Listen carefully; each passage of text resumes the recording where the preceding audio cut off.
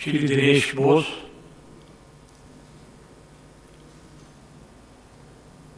माननीय सभापति महोदय, मैं पहली बार विधानसभा में आया हूं।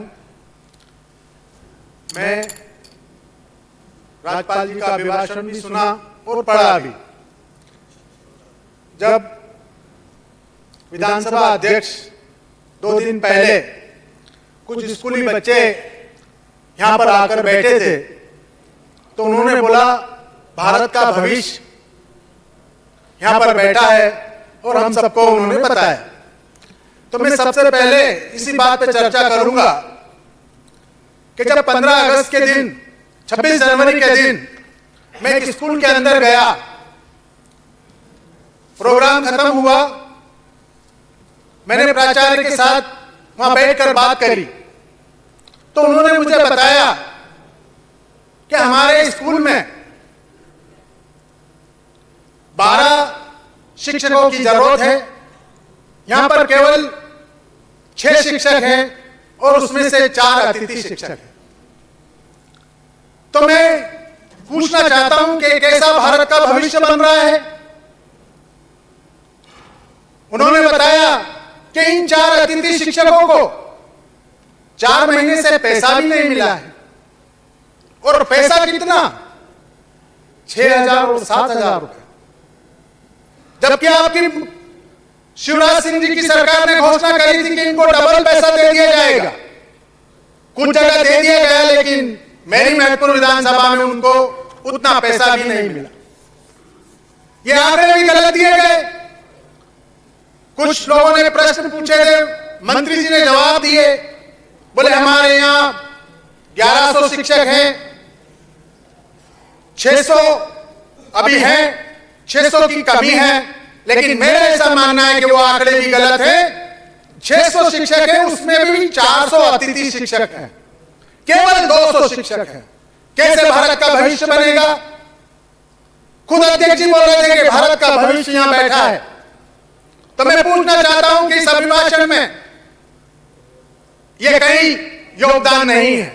मैंने खुद मेरी विधानसभा में देखा है, हमारे क्षेत्र के जो ग्रामीण क्षेत्र है, उन बच्चों ने बड़े सपने ही देखना छोड़ दिए। हमारे क्षेत्र के लोग सपने क्या देखते हैं? चपरासी बन जाएं, कांस्टेबल बन जाएं, ज्यादा से ज्यादा बैंक में नौकरी मिल जाए, तहसीलदार और पटवारी उनका सबसे बड़ा सपना होता है। वो उसका कारण है यहाँ की शिक्षा, उसका कारण है शिक्षा देने वाले लोग। जिन लोग जो अतिथि शिक्षक है, उनका एजुकेशन क्या है? 10वीं पास, 12वीं पास, बीएससी, केवल भर्ती कर दी गई है। तो मैंने ऐसा सुना था कि मैं जहां जाऊंगा महतपुर का प्रतिनिधित्व करूंगा, तो मैं सबसे पहला प्रश्न यही आपको बताता हूं, और उसके लिए कोई विधान बनाए कि जो शिक्षा मिले वो अच्छी मिले, और जिनके द्वारा भी मिले वो लोग भी शिक्षित हों, वरना भारत का भविष्य नहीं बनेगा। ऐसे बहुत सारे पॉइंट हैं, मुझे समय कम मिला, मैं दूसरी बात पे आता हूं। जो मेरे यहाँ की सबसे बड़ी समस्या है, बिजली की समस्या। बहुत सारे विधायक लोगों ने भी प्रश्न, आपको किसने कहा कि आपको समय कम मिला? मेरा दूसरा प्रश्न है, सब कोई सुन रहे हैं। मेरा दूसरा प्रश्न है, अभी सबसे ज्यादा समस्या हमारे तहसील में जो चलती है वो है बिजली की। मैंने मेरी समीक्षा मीटिंग में पूछा कि 25 हाउस पावर का ट्रांसफार्मर क्यों चल रहा है बार बार? ये 63 का क्यों चल रहा है? 100 का क्यों चल रहा है? 200 का क्यों चल रहा है? तो डी साहब बोलते हैं कि इसके ऊपर हमने 10-15 कनेक्शन ज्यादा दे दिए हैं। मतलब 25 हाउस पावर का ट्रांसफार्मर और उस पर 45, 50 और 60 हाउस पावर का उन्होंने कनेक्शन दे रखा है, तो बार बार जल जाती है और ये बार बार रिपेयर करवाते हैं।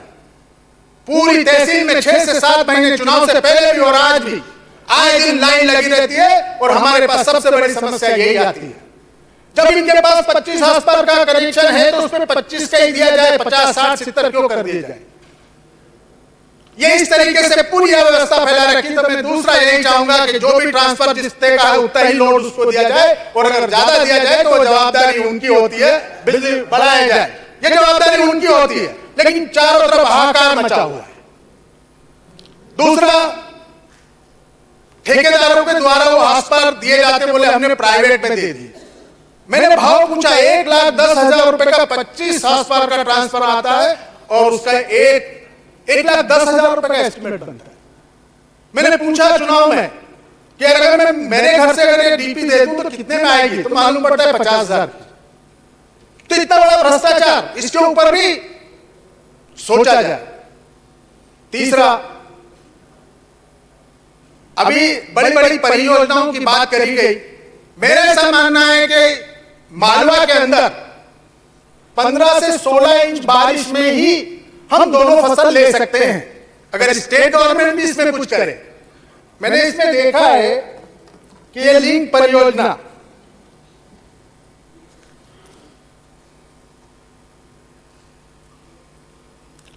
प्रधानमंत्री श्री नरेंद्र मोदी जी के नेतृत्व में निर्णय और कौशल की बदौलत केन बेतवा परियोजना की भांति पार्वती काली सिंह चंबल लिंक परियोजना की स्वीकृति प्रदेश के विकास में मील का पत्थर साबित होगी। लगभग 35,000 करोड़ रुपए की लागत की इस परियोजना में प्रदेश के 10 जिलों शिवपुरी, ग्वालियर, भिंड, मुरैना, श्योपुर, गुना, शाजापुर, उज्जैन, इंदौर और देवास को फायदा मिलेगा। मेरा ऐसा मानना है कि बड़ी योजना हो गई, लेकिन जहां तक मालवा की बात है, जहां से हमारे मुख्यमंत्री भी हैं और मैं भी हूं और साइंटिफिक भी है, मैं खुद भी जियोलॉजी का स्टूडेंट रहा हूं। मालवा का पठार 32 वॉल्केनोस ब्लास्ट हुए और बना, और मालवा के पठार में बहुत सारे ऐसे स्ट्रक्चर्स और रचनाएं हैं, एंटीक्लाइन सिंक्लाइन स्ट्रक्चर्स हैं, और हमारे यहाँ 30 से 35 इंच बारिश होती है, सब सरफेस फ्लो होता है, पूरा पानी बह के नदी में चला जाता है। लेकिन जो एंटीक्लाइन सिंक्लाइन स्ट्रक्चर्स हैं, छोटे छोटे नाले हैं, नलियां हैं और बहुत सारे ऐसे स्ट्रक्चर्स हैं, उनके ऊपर अगर अपन, एक कहावत भी है, डग डग रोटी पक पक नीर, ये मालवा के बारे में कहावत है, वो कोई ना कोई कारण हुआ होगा। आज भी अगर हम देखें तो इजराइल के तर्ज पे 15 से 20 इंच बारिश में हम दोनों फसल ले सकते हैं। इसमें सरकार की परियोजना देखी गई है, पर स्टेट गवर्नमेंट का आज तक कुछ काम हुआ हो जल पे मैंने नहीं देखा। मैं चाहूंगा हर क्षेत्र में एक विधानसभा वाइज में 20 से 30 छोटे छोटे स्टाफ डैम दे दिए जाए, जब 25 से 30 बीघा जमीन सिंचित हो जाए, और कुछ ऐसे स्टाफ डैम दे दी जाए जिससे 100 एकड़ के आसपास की जमीन सिंचित हो जाए। उनकी लागत 10 से 20 लाख रुपए की आती है और 20 से 30 लाख रुपए की आती है, किसी भी फंड से व्यवस्था कर दी जाए। अगर ये काम हो जाता है तो मैंने मेरी विधानसभा में जो आश्वासन दिए हैं कि अगर हम विधानसभा में गए और मुख्य विधायक बने तो हम जरूर उस पटल पे आपका ये प्रश्न उठाएंगे, और हमें उम्मीद है कि हम इसमें सफल होंगे। तो मेरा ऐसा मानना है मंत्री महोदय से कि आप भी मालवा के ही हैं, जियोलॉजी की टीम से पूछ लें, एरिगेशन वाले लोगों से पूछ लें, अगर मैं सत्य हूं, अगर इन डेमो से अगर पूरा अगर ये काम हो जाता है तो मालवा के किसानों को 15 से 20 इंच बारिश में दोनों फसल लेने का फायदा मिल जाएगा। और इजराइल में इसी तर्ज पे होता है, वहां पर छत से जो पानी गिरा तो छत का पानी जमीन में, लेकिन अपने यहां तो सब सरफेस फ्लो होकर नदी में चला जाता है, घूमता रहता है पानी। उसके लिए केवल छोटी छोटी स्ट्रक्चर्स बनाने की जरूरत है, लेकिन वो स्ट्रक्चर्स ईमानदारी से बन जाए, जो भी सरपंच के माध्यम से बने, आरएस के माध्यम से बने, लेकिन अगर उसको तरीके से बना दिया जाए तो विधानसभा के अंदर, पूरी मालवा प्लेट के अंदर अपन काफी रिचार्जिंग जोन भी बन जाएंगे और अच्छा पानी लेकर अपन दोनों फसल ले सकते हैं। इसके बाद मेरा प्रश्न आता है रोजगार के ऊपर। बहुत बड़ी बड़ी बात करी जाती है रोजगार के ऊपर, बहुत सारे नेताओं को सुनता हूं, टीवी में सुना, संसद में सुना। मैं जब सुबह उठता हूं, पहले मैं गवर्नमेंट ऑफिस की बात कर लूं, मैं सबसे पहले एमपीबी में गया तो वहां पर कंप्यूटर ऑपरेटर से मैं मिला। मैंने पूछा, भाई तुम्हारी तनख्वाह कितनी है? बोले हम आउटसोर्सेस से हैं, 10,000। मैं लाइनमैन से मिला, बोले मैं तो परमानेंट हूं, ये अकुशल और कुशल श्रमिक है। मैंने कहा तुम्हारे को कितना मिलता है? बोले 10,000 रुपये, 8,000 रुपये। मैं मंडी कमेटी में गया, मैंने तुलावटी से पूछा तुमको कितना मिलता है? 8 रुपये, 8,000, 10,000। मैं ग्राम पंचायत में जाता हूं, मैंने सफाई कर्मी से पूछा कितना मिलता है? बोले 1,200 रुपये महीना। हम 20-25 हैं, 1,200 सबको मिल जाते, एक 2 बार नाली साफ कर देते। जो नल कनेक्शन करता है मैंने कितना मिलता है? बोले 4,000 रुपये। वो जो गाड़ी चलाता है सफाई वाला, बोले कितना मिलता है? तो बोले 5,000 रुपये। नगर पालिका में गया, कितना मिलता है? 7,000, 8,000। किसी पेट्रोल पंप पे जाओ, कितने में काम करता है? 7,000, 8,000। गैस एजेंसी में जाओ, कितने में काम करता है? 3,000, 5,000, 8,000, 10,000। किराने की दुकान में जाओ, कहां है युवाओं को रोजगार? और जिनको रोजगार मिला कितने पैसे मिल रहे हैं? वो 2 टाइम की रोटी भी नहीं खा सकते अगर उनके माँ बाप सपोर्ट नहीं करे।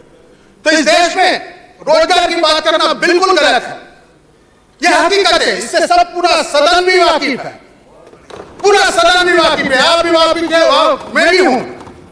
कैसे वो अपने, अगर उसके माँ बाप सपोर्ट नहीं करे तो 2 टाइम की रोटी भी नहीं खिला सकता। और हजारों की संख्या में उसमें अतिथि शिक्षक भी आते, 5,000 और 6,000 रुपए, 7,000 रुपए, और देश के भविष्य की बात करी जाती है।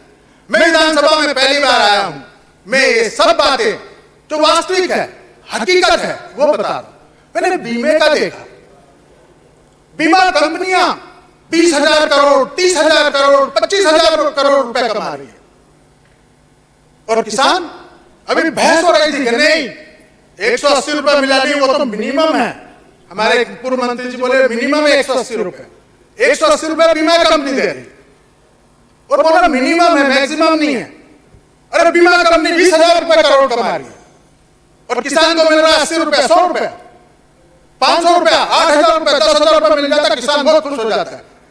मेरा ऐसा मानना है कि इन बीमा कंपनियों को जब, अगर अभी सुनने में आया सैटेलाइट इमेजरी से सर्वे हो जाता है और बात खत्म हो जाती है, मैं चाहूंगा, मेरी विधानसभा में मैंने आश्वासन दिया है कि जिस दिन भी फसल खराब हुई तो मैं सबसे पहले बीमा कंपनी को साथ में लेकर, जो भी बीमा कंपनी का अधिकारी आएगा उसको साथ में लेकर, एसडीएम को साथ में लेकर, और गांव के पटेल और सरपंच को साथ में लेकर सर्वे करवाएंगे, और सर्वे हमारे सामने बनवाएंगे।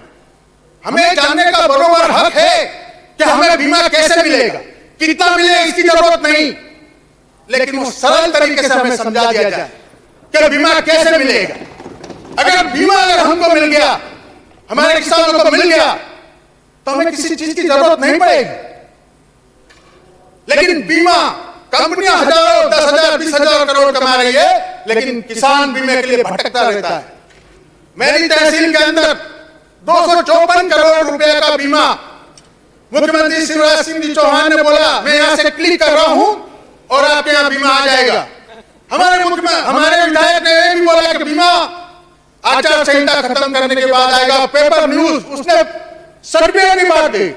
मैंने अभी यहां प्रश्न लगाया तो मुझे ये जवाब मिला कि केवल 70 लोगों को बीमा दिया गया है, और बाकी का जवाब इस तरीके से दिया कि मेरे कोई समझ में नहीं आया कि हुआ क्या, केवल ये दिया गया। अब आप समाप्त करें।